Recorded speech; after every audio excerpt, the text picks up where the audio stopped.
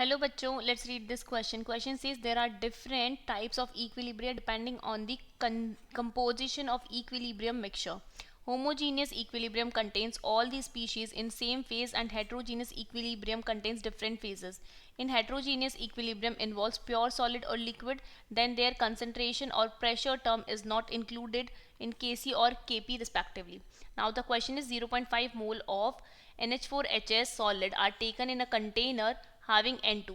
On warming the closed container to 50 degrees centigrade, the pressure attained a constant value of 1.5 atm with some NH4HS remaining unreacted and partial pressure of N2 being 1 atm.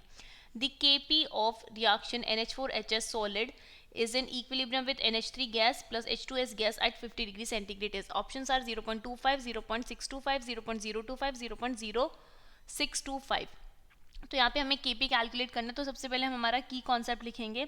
So the key concept is Kp is equals to partial pressure of product side upon partial pressure of reactant side. So this is how we can calculate the value of Kp.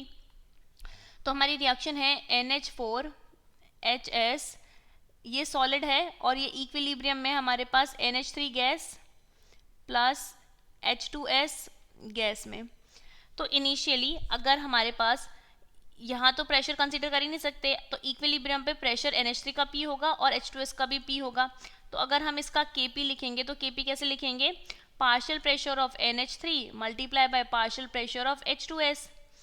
तो इन दोनों का pressure same होगा क्योंकि दोनों की जो stoichiometry है वो सेम है हमारे पास. यहाँ पे हमें दिया हुआ है प्रेशर में डिफरेंस. तो इक्विलिब्रियम पर कितना प्रेशर अटेन किया, 1.5 atm और N2 का प्रेशर दिया हुआ है हमारे पास 1 atm. तो सबसे पहले हम यहाँ से लिखेंगे कि total pressure that is 2p is equals to 1.5 minus 1, so this is equals to 0.5. तो यहाँ से हम प्रेशर का वैल्यू कैलकुलेट करेंगे 0.5 divided by 2 and the value is 0.25. अगर हमारे पास प्रेशर का वैल्यू है तो हम Kp कैलकुलेट कर सकते हैं. Kp will be equals to 0.25 raise to the power 2. So this value comes out to be 0.0625 and this value will be of Kp. तो ये Kp दिया हुआ है हमें ऑप्शन डी में, hence option D is the answer for this question. Hope you understood it well. Best of luck and thank you.